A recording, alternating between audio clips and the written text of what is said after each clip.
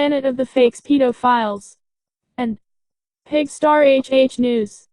Man who kept girl in dog cage, sexually assaulted her won't serve prison time. A Georgia man was sentenced to 10 years in prison last week after holding a teenage girl captive and sexually assaulting her, but he will not see the inside of a prison cell.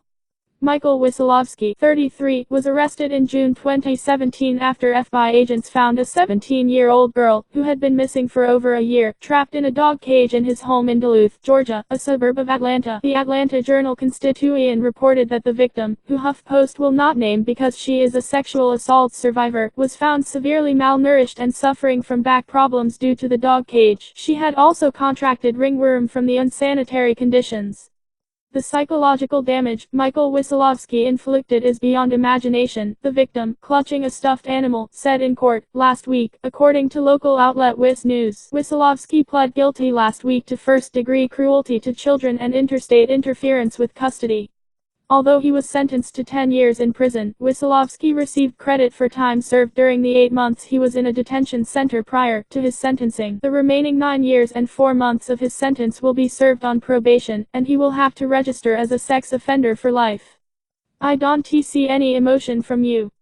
I don't see any remorse from you, Gwinnett County Superior Court Judge Timothy Hamill said during sentencing. I am not moved to give you first offender status. In my time on the bench, I can count on both hands the time I've refused to give someone first offender status, but there is something inside me that says this is one of those times. Wissolowski met the victim when she was 15 in an online chat room for people with eating disorders, the AC reports. The girl, who had anorexia, was unhappy at home and Wissolowski eventually convinced her to come live with him after she turned 16, the age of consent in Georgia. Prosecutor Michael DiTardo said during the plea hearing that Wissolowski and the victim initially agreed to enter into a sexual relationship involving BDSM and simulating non-consensual sex acts. The victim also asked Wissolowski to control her eating habits as part of the BDSM relationship. Wissolowski, however, began abusing the boundaries, refusing to use safe words, and resorting to physical violence when the victim did not comply with his demands. He later force-fed or sexually assaulted the victim as punishment, and repeatedly held her in the dog cage over the course of the year she was with him. He lowered my self-esteem greatly, and led me to believe I would never be loved or have a proper life if I gained any weight, the victim said in court. She later added that she has trouble showering or walking in rain due to the alleged water torture Wissolowski subjected her to. Initially, Wissolowski had also been indicted on charges of rape, false imprisonment and aggravated sodomy. DiTardo said the relationship was a gray area, because the victim initially entered it consensually, and might be risky to bring to trial. The victim and her family did not want to go to trial and instead prioritized Wissolowski, registering as a sex offender.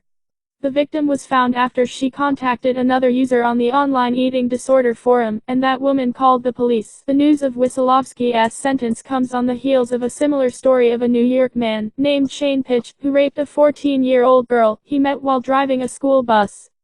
Pitch was sentenced to 10 years probation, but no prison time because, according to the judge, he only raped one girl, rather and multiple.